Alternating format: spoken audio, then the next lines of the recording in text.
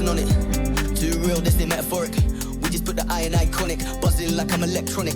Yeah, I put a blessing on it. See me dripping in it 24/7 on it. I'm just being honest. Holy water dripping from my neck to my crop, so I'm two-stepping on it like. Yeah, we are. Oh, they're filming? Yeah, we are. I didn't know. It's fine. Okay. I'm Tiffany. Oh, my name's George. Yeah, thanks for having me back. We're at the Ramblin' Gypsy podcast, and we are going to talk about some cool stuff, but I do want to talk about the Mayflower, and I want to talk about going back, and because we've met previously, we've talked previously, but this is going to be the first of a series that we are doing about your books, and we're going to touch base on that, but I want to talk about where we were just going. Okay. So in our previous conversation, we talked about, you asked me if I could live, or how you asked the question, how long do you think you would live, or something to that effect, and I said, because the way that your brain works or whatever, I never even thought about going past 100 years, and then you brought up 300 or 500, and that was very intriguing to me because of just the way that we're programmed. I would have never even thought about going past 100 years. Really? Yes. Okay. And then you just asked me a question, and I don't even know how we got on the subject about going back in time. Talked about time travel. Either yes. in the past or forward too. I mean, there's the option. Not that anybody can time travel. Nobody Right. can. It's impossible. I would go back. You would and go you back. said you weren't sure that you would. I wasn't sure if I'd go forward or back, or I'd just stay right where I'm at. Yeah. I guess there's some comfort in knowing where you're at. I mean, I don't know. But you said you'd want to go back. I would definitely go back. And be there when they built the Mayflower and then Yes. sail over on it. Yes. And that's interesting. Why do you say that? Why at that time period? I have always been infatuated with, not necessarily the Mayflower, so to speak, but the olden days, the western days, the old towns, the dirt roads, the saloons, the brothels, every bit of that. Like I was definitely living off of the land. Forget the phones, forget the internet, forget all of that nonsense. I think Hollywood makes that very romantic, that time period, but I think it was hard. It was really hard. Absolutely, it was hard. It was hard. And I read stories about the first settlers. Yeah. I came to New Braunfels, and a lot of them thought, wow, look at all this pasture land, and I'm going to bring, animals in and graze them. Mm-hmm. And then, of course, there'd be a drought for 2 years. Mm-hmm. Plus the grass in this area, when the animals eat it, from what I read, they pull the roots up also. And it kills everything. So they got here, and after a couple of years, they're like, "Oh, this isn't going to work," and they left. Mm-hmm. So it was really hard to kind of hone out a living as a rancher in this area, anyway. And I can imagine most of the West, everything was difficult. That way. Yeah. In today's world, ranchers and farmers, drought is a real thing. Animals that still pull the grass, that pull the roots out. Yeah. One are miniature horses, or that's one of their common traits, is that they will destroy. They get into it. They want it all. Play. They want it all. They want it all, roots and all. They do, and so that's a big thing. So that really, whether it was way back when or in today, it's all still a first world problem, or a real problem, but it's. Yeah. Even with irrigation and all the tools that we have, everybody still struggles. Yeah. We do at our resort that I have on the Guad. People come from all over to float the Guadalupe River. And if there's no water in the river, we don't make any money. We're only open for 3 months out of the year. And I have families and people that work for us that we have to pay and support, and it makes it almost impossible if there's no water in the river. What do you call it when it's low like that? I've always known a river to be bony. A fluctuation. Really? Is that what you call it? I've always known it to be bony. When it's low like that, it's bony. Yeah. When the rocks are showing and it's shallow. Like my ass. Y'all know it's true. Don't lie. It is. It's a real thing. Yeah. Okay. Yeah. That's a fluctuation. Is that what you guys call it? All right. Yeah. So I call it bony. I mean, that's my gypsonary. All right. It's all right. But yeah, okay. That's the drought, and that's a real thing. Mm-hmm. But yeah, it causes a problem. But I would definitely go. I would love to do that. Do what? Experience the past. The past, and specifically build the Mayflower and come over. I can't imagine, and I said this before, if my family came over at that time period and stayed and thrived, you know, because you get a kind of a leg up every generation, and I think that's what America's all about. You know, your children have a better life than you did, Right. and to be, you know, 16th generation in the United States, you know, and it'd be interesting and be able to, you know, my dad always told me I come from good peasant stock. That was the family. Good peasant stock. Yeah, that was the family line. Let me think about that for a minute. Good peasant stock. Yeah. That's.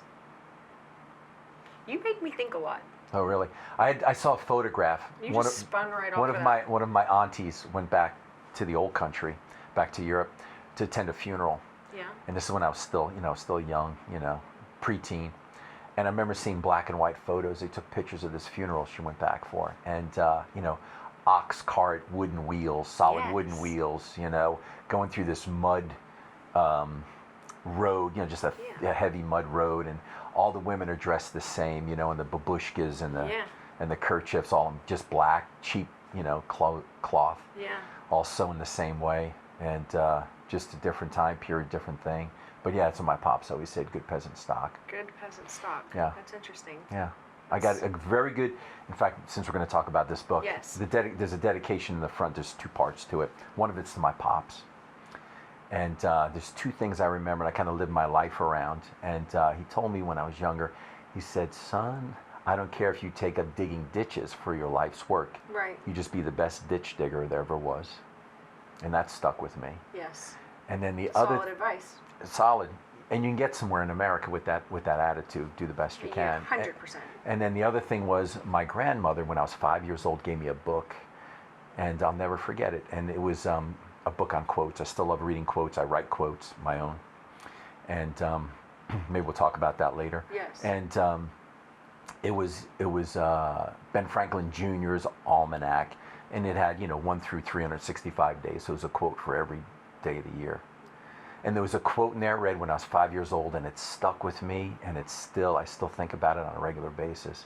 And it was, good enough is seldom good and never enough. I'm going to say it again. Good enough is seldom good and never enough. So you don't do things good enough. You don't accept good enough. She's good enough. He's good enough. That's good enough. And you be the best at whatever you decide to do for your life's work. You be the best you can. I think with those two pieces of advice, if you tackle anything in this country anyway, you can go pretty far. It's kind of like help you, help me, help you. You lost me on that one. See? Look at Touche. that. Really? That wasn't that confusing, was it? I am a overthinker, I guess. Am I, Nick, an overthinker? Or some things I have to stop and I have to process. Okay. I have to. But then once I do, Okay.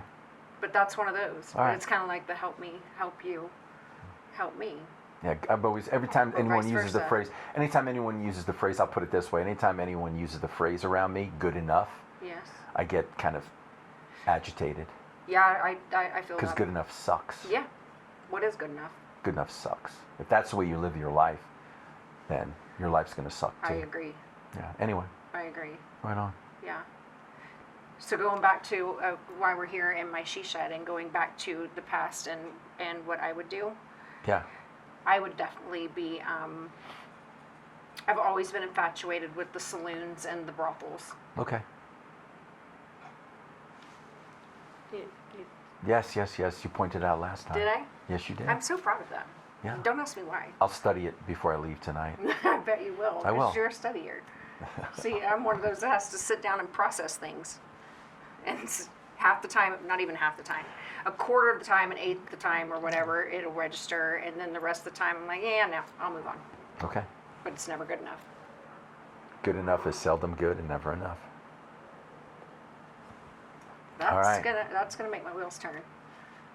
It did me But when you I was did. 5 years old. It did me when I was 5 years old. When I was 5 years old. Stuck to you at 5 years old. Yeah. 5 years old, I was running around half naked in my backyard, tying up my dogs, trying to pretend that they were horses. My bird dogs pretending that they were horses. Well, we all did that too. But like I said, I used to try to read one of those quotes every day, and I remember reading that, and it just stuck. At the age of 5.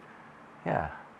I had tapeworms, and I was not reciting quotes. Oh, please! You probably had pink ribbons. You had pink ribbons in your hair. Nope. I was filthy. Oh, I was dirty. doubt I it. was naked all the doubt time. it. I would doubt scream it. when I my doubt parents it. or my mom tried to do anything with go my ahead. hair. Good. You could sell it. Yeah, Go ahead, try selling it. It's I don't tough. believe it, but you could sell it. It's Go real. ahead, sell it. Yeah. Peddle that stuff. I haven't changed much. I just get in trouble when I run around naked. Yeah, I don't like clothes too it's much a problem. either. Yeah, I try to stay as undressed as I can. Yeah, I walked outside this morning, and there was some guys that were hanging lights on my house, and the guy that has the company is super cool dude, and there was three guys out there. They had missed a little section or whatever. And you Doesn't went out. matter. And you went out naked. Well, no, not necessarily, but first thing Nick said, well, I've got a dog that has no eyes, and she is absolutely has taught me more patience and more things about life, and than anything. I've learned so much from this dog. She's just an amazing species. But she, as I walked outside and with my dog, because that's where she goes piddle in the morning, and you would never know that she has no eyes. And then my goat followed her with her diaper on, and outside are 3 Hispanic gentlemen, and they were getting their ladders out and what have you, and they, it's not really common for people to just have a goat that wanders out their front yard in a subdivision that's gated, and that you're not supposed to have those kind of things, but I don't listen. I kind of make my own rules as I go. And that's the first thing she said to me was, "Did you walk out there like that?" And I said, "Well, yep, I did. But I was not naked." Okay, you weren't naked. No. Okay. No. Okay. I had some pants on. Well, speaking of naked, and a top. I want to be buried naked. I thought about it. Well, I came into this world clothless. Right. And your So I birthday want to be given back the same way. So I want to be buried naked. What made you think about that? Because we're talking about being naked and not wearing What clothes. made you think that? Why? I think when I die, I want to be naked. Not about the naked conversation. Where the were thing you is at this. one day when you said, The thing is this. "Hey, bro, all right, when you die, are you I going will. naked? Are you all wearing a right. nice suit? I've seen you wearing some velvet drawers? You wearing bell bottoms? Hey, come on. No, What because about top strap? You're just gonna... because I've thought about death probably more than most people, but not in a bad way. You know what I mean? Yeah. I think you live your life a certain way. It's just everybody I know, like you said before, I never thought living past 100. Right. Everybody I know thinks they're going to live to be 100. I've been around enough people that have died that I know that life is very fragile, and that we don't live to be 100. Most people don't. Life expectancy is like in the 70s, and actually, out of all the developed nations, America has the lowest life expectancy because of suicide. Believe it or not, we have a very high rate of suicide in America, more than other developed nations. And I am very close to it, and I wish I never was. Everybody has, right? Because it's America. Right. But so I thought about it, but not in a bad way. I don't obsess with it, but I know it's going to happen. So I think about my demise, but I'm gonna, I say now I'm gonna embrace it. When the time comes, I'm like, all right, Right. the struggle's over. Yeah, the struggle's over. But maybe I'll be like everyone else, and I'll be hanging onto the headboard, going, "Please, I don't want to go. Let me stay another day." But I think I'll accept it. Gladly. I won't hang on to the headboard. I think I'll accept it gladly. It'll be over. You know what I mean? And then we'll see what happens next. Yeah. And I have my whole idea what death is going to be like too. So. Tell me about that. Really? Yes. Wow, this is really turning dark. I actually wrote one of the stories in this book that we're going to discuss. Okay, so first of all, you're an author of 3 books now. Yeah. And we are going to talk about those as we go through our series on the podcast. But this one is the very first book, Yes. and this is Not White Bread. And so we did touch base on our previous conversations on all kinds of random things, the first book, the second book, the third book, but today we really want to focus on just this guy Okay. right here, not White Bread. And so this is the one that you said was dark. I think the second book I wrote is not so testosterone-y. That is the San Francisco Treat. Jot that down. Today our word of the day But, is testosterone. It's like a ravioli with balls. It's like rice-a-roni. Yeah, true. Where was I now? This is... Testosterone. There's, what can I say about this book? There's 4 sections in it. The first section is rather short. It's a story about me as a child. And then it gets into my relationship with my father, some stories. And then his death at the very end, which is really short. So, and let me back up. Yeah, I want to back up because I want to go back to our conversation on the dark part, on the death part. Death. Because you said you may possibly hang on the headboard. I said I absolutely will not hang on the headboard. Okay. And then you said About death, what I think, what's going to be like death. What's going to be like, what death is going to be like. And you said I have an yes. idea what it's going to be like. Tell me about it. Wow. And I think maybe it's in the second book. Anyway, but this is my opinion. And I think I picture myself in this place where it's black, jet black. I mean, you can't see anything. Mm-hmm. And you can't move. And it's okay because you can't see anything. And of course, your nose doesn't get itchy too, so you don't have to worry about that. That's one of my biggest fears. And you just float around in the dark by yourself in your own thoughts. And you fall asleep and then you come out, but you get to reflect and think about your life and people and everything. I guess if you don't like yourself, then that's a really bad place to be. And maybe that is purgatory for some. Yeah. But I don't know, that's my vision, I guess it's not like a white cloud and an open bar all night. But it's just So a dark place, and it's still... and you just float in your thoughts, and you get to think about things. How long does that last? For eternity. Really? Yeah. Sucks being us, huh? Wow. What do you think it's going to be like? Oh, not that. Not just lost in yourself? Oh, I'll be lost in myself. Just in the black, just thinking. No. What's it going to be? I feel like I do that now. No, you don't. Oh, yes, I do. No, you don't, because your nose gets itchy. Well, that is a huge fear of mine, is getting stuck in somewhere. And, and I've challenged myself, and this may be fucking weird, but it is what it is, because I have thought about, like, the little girl that was in the hole, and then there's the guy that gets stuck in the snow mountain, and you can't, and I have literally thought, what if you can't scratch that itch? That's horrible. What? So I literally have challenged myself in a normal day, in a random activity, walking down, doing whatever it is, and thought, what if I'm actually in that hole and I can't scratch that itch? So I'm going to see how long it takes me to not scratch this actual itch. Really? Yes. Wow. Yeah. Wow. And I do it all the time. Wow. Well, because that is a fear of mine. They say that scratching. To get trapped in a situation where I can't scratch. I read somewhere that somebody said that scratching an itch is like the closest thing to sex, like gratification, physical gratification.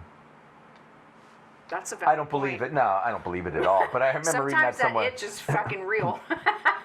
I mean, have you ever just tried to get that spot on your back and you can't reach it, and you ask someone to do that, and you're just like, and then you're like, oh, that was so good. Thank you so much. I read that somewhere, that it was like the closest thing to sexual gratification is having an itch, that real good itch scratch. Scratched. Ugh. That's a good analogy. All right. Yeah. We can put that one up. Well, yeah. At least that wasn't dark. No, it's kind of, that was good. That wasn't dark. It's always good to have your itch scratched. Right on. But no, mine is definitely not a dark box and a dark deal. I'm gonna be up there just What? having a grand old time. dancing and playing, and I'm gonna Oh, be really? down here. So that really? I'm gonna be talking to people and doing the goofy things, and they're gonna be like, huh, yeah, that was absolutely her. She's the only one that I know that would do something that stupid. So you think that's how it's going to be, huh? Well, you're typical probably of a lot of people. Yeah? Yeah, sure. Open bar all night. Yeah. Yeah. I'm gonna fuck with some people. It's gonna be that fun. are still alive? Yeah. Or, oh, really? What are you going to do? Yeah. You're going to haunt them, huh? No, not mean. Well, I mean, there may be a couple that I'm just gonna how are you going to swallow mess with them? How are you going to mess with them after you're gone? The living. I mean, I want to be the one that moves the paper. Have you seen the movie Matilda? No. Yeah. Uh-huh.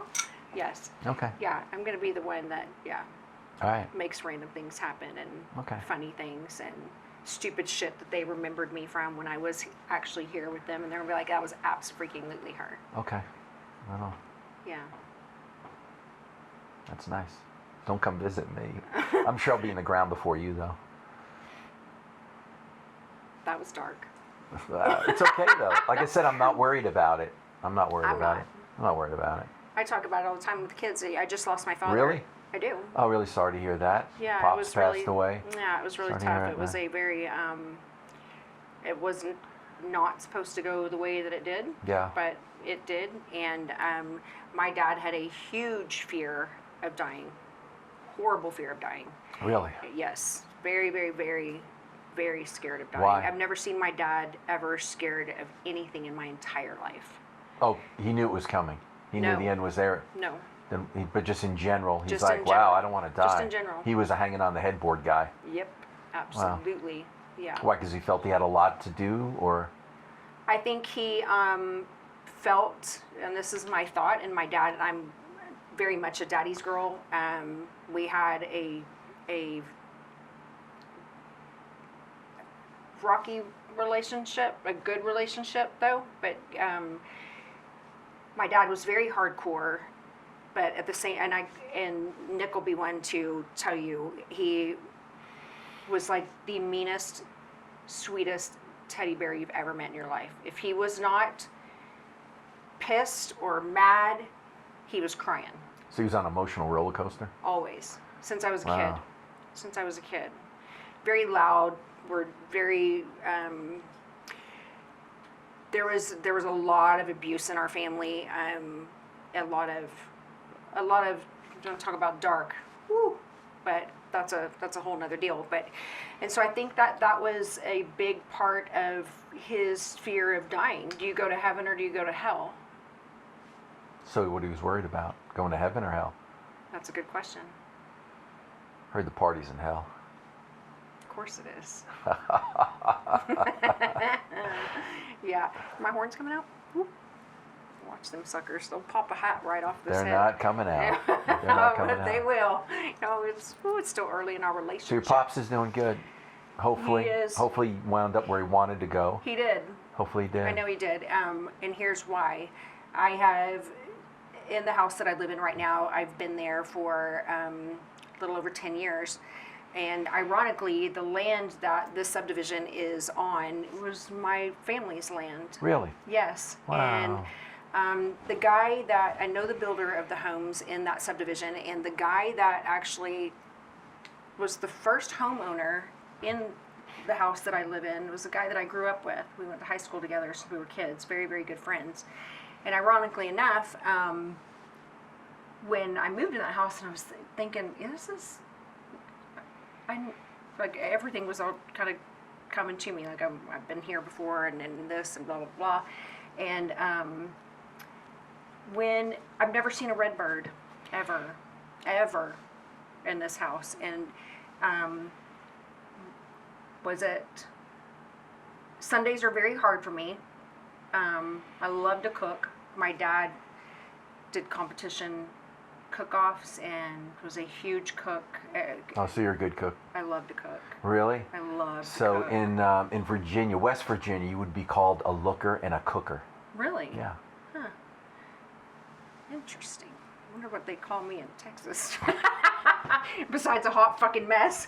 But I do love to cook. And so Sundays are really hard for me because that was my day. Even if I wasn't around my dad or whatever, that was our days of us catching up, because he would stay on me in the last couple of years and call all the time, and he was just bored. He was retired and electrician by trade his entire life, but so Sundays are tough. And it was the first Sunday after he passed, I was outside and I was taking my dog that doesn't have any eyes, Delilah, out to go piddle, and I was standing out front, and ironically enough, there was the redbird, and he sat out there and sat out the cardinal, and sat out there and sat out there, and that's the very first time, and so Okay. I know he's all right, and it was good for me. It was good. I sat out there and bawled like he did.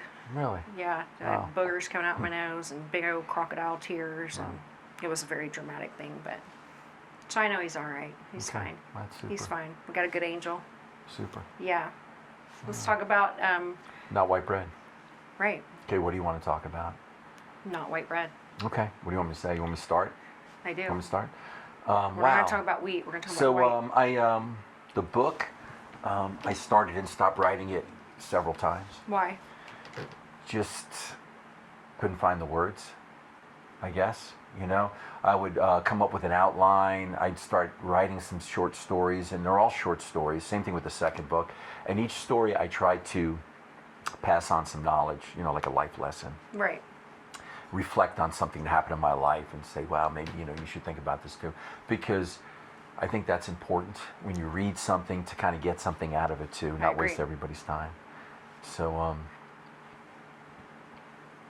yeah, the beginning of it's in 4 sections. The beginning of the book, I have a short, just a story from my childhood. And then again, we started this it's some stories about myself and my father, Right. whom I was very close to. Right. And then just as the reader, and short stories, even though they could stand alone, there has to be a flow to it in the book. There really has to be a flow, and they have to be connected. So you kind of get introduced to my father, and you know, you kind of get to know him, and then I kill him while he dies. You know, it's just kind of a short piece. You know, when I found out he passed away. And then the third section, it gets rather dark. And I think we mentioned it before. You know, I mean, me being younger, and as young men do, we don't think about things, and we have regrets sometimes. I shouldn't say regrets, but it's a morality thing. And you know, bowling with human skulls. I talk about Is that mentioned in this book? Yes, It is. I talk about a public execution I attended in Saudi Arabia.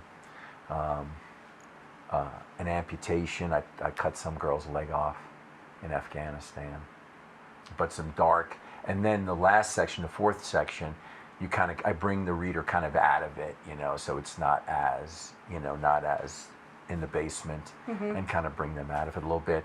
Also too, and I've always liked short stories, Right. because you have a busy life, and it's hard, you know, to be wedded to a long novel. Right. I remember trying to read Shogun one time, and that book is like 3,000 pages. I don't know how many pages it is, and I started that book like 3 or 4 times and dropped it. I mean, the first like 1,000 pages are introducing characters, but it's hard, you know. And I've always liked short stories because you can kind of get in and get out, you know, you could fit it into your schedule. Right. When I was really busy, the only thing I had time to read was poetry. So I used to read a lot of poetry, and books on quotes, you know, short quotes. I mentioned book before, and because, you know, it's like, okay, I've read a bunch of poetry, so I'm going to write some poetry. I've read a bunch of quotes. Here's some quotes from me. So and it's hard to do a book on poetry. People aren't interested in it anymore. They used to be years ago, Right. 100 years ago. But and both books also, I either have some if a poem fit a story, I have it in the front, or a quote fit a story, I have it in the front. There's a few short essays, more in the second book. If they fit as kind of a lead into the next story, I put that in there too. So there's some of that sprinkled in there also. And again, the fourth section, I try to bring the reader out of it so they don't feel like they've been kicked in the crotch, you know, the whole time. That's a shitty And feeling. some people like it. No, some people like that, you know. To and be it's kicked and it's in a the time. crotch? Well, I'm talking about mentally, not physically, and it's a time to reflect. You reflect on things, you know? Yeah. You know, I talked about, attending a public execution in Saudi Arabia. I mean, that's eye for an eye, tooth for a tooth. That's Right. Old Testament stuff. Yeah. You know what I mean? Yes. I mean, there's something to reflect on that. So, you describe it, and it was done so sloppy at the time. It took them 3 whacks and the head still wasn't off yet. And you're sitting there. Doing? I'm just saying, it was just done very sloppy. But then in That just stressed reflection, me the hang fuck on, out. I'm sorry. No, you're and fine. then you reflect back and you go, well, maybe they were making a point. Maybe they made it like that to keep people in line. Because when you see it done and the way it was conducted, then it's like, well, not for me. So when you Cross saw at that, the green, not in between. So when you reduce, did, reuse, recycle. Every day is Earth Day, so you it keeps you in line. It keeps you in line. And so did that hit you immediately when you saw that? I'll be honest with you. You get there, and I was, when I was younger. Right. And again, young men are different than older men. I mean. Are they? Yes, big time. Yeah, without a doubt. Especially the type of people I was around at that time were very, to go back to another word, were very testosterone-y. So I think, and you're experiencing culture like you've never experienced it before. But I don't know, once it was over, and I wasn't writing back then, but I felt like I had to go ahead and jot some notes down, and I did. You did. Yeah, without a doubt. And a lot of this book, and there's dialogue, but a lot of it is narrative because it's from my point of view. Right. If you understand. So it's a lot of my thoughts and my ideas and stuff. But yes, when it was over, I actually went back, and that night I was jotting down notes because it was that, Intense. Well, it was different. I mean, a lot of things can be intense. You can get really liquored up. That's intense. Or you can just scratch that itch. You can get in a car accident, and that's intense, or almost in a car accident. I mean, Right. it's really subjective, I guess. But yeah, I was moved enough to jot some notes down. So, but yeah. So. Did you at that moment feel like, the third? Why didn't this happen? Why did it take 3 times to? No, it wasn't until reflecting later on that I'm like, wow, it was That probably you done. analyzed the It was, entire yeah, situation? the sword could have been a little bit sharper there, Yeah. and it was just done sloppily. Sloppy. But but then you think, and it's like, well, it was there's nothing clean about a public execution. We used to hang people. Right. Right? So, now we do lethal injection. So you could, boil that down as something that's more, it's, and what happened is somebody killed somebody and they asked his son, they go, thumbs up or thumbs down. And the son of the murdered victim, the oldest son, went, so it was his choice, eye for an eye, tooth for a tooth, Old Right. Testament. Right. And again, they friggin', they butchered him, so. Just took a couple times. 3 times and the head still wasn't off yet. And then a doctor came out to pronounce him dead, as if that needed it. And then load him in an ambulance, sirens blaring, going through town, Why? But it's another culture. You look at Odd, but it happens there all the time, and they do it right outside the main mosque, outside the capital of Riyadh. Right there, right downtown, and everybody stays for it because it's right after service on Friday. Wow. Nah, not wow. Just Yeah. different culture. It's different culture. That's. Different culture. Well, I was over there. I had this is a side story. It's not in any of the books. I had an interpreter that was assigned to me. His name was Mamoun, and he was from Africa. Spoke several languages. And Mamoun? Mamoun spoke several languages, and the Sounds guy like was a really good dessert. He was great. Well, name one after it, I guess. Yeah. But and he was great. I remember one time it was another American on his other side, and he was translating English to English because the guy was saying something, and he would turn to me and repeat it. And I was like, Mamoun. I understand. Anyway, so I had this fella assigned to me, and then one morning, he just disappeared, and then I found out that the police were looking for him because somebody was murdered around where he lived, and he was the #1 suspect. So he got on a plane and he went back to Africa again. Took off, and he used to tell me stories about hunting big game, elephant and stuff. Yeah. As a guide, and he spoke several languages. But yeah, he tipped off, went back to Africa after that, and disappeared. But anyway, side story. Mamoon. Now him, I won't forget. Because? The way he left, just disappeared. Jumped on a plane, Like and then 2 days later they're looking for like him Zorro, for murder, and he would have ended up the same way, I'm sure. Were you able to stay in contact with any? I mean, is there? You know, I've been horrible that way, and I'll be the first to admit. And if I have regrets, and I don't have regrets, but if I would have done things differently, because I don't like having regrets. Life is the way life is. I agree. But there are a lot of people I've met over the decades, and good people, interesting people, and you know, it's easier now, you know, with social media and such, Right. and cell phones and everything else.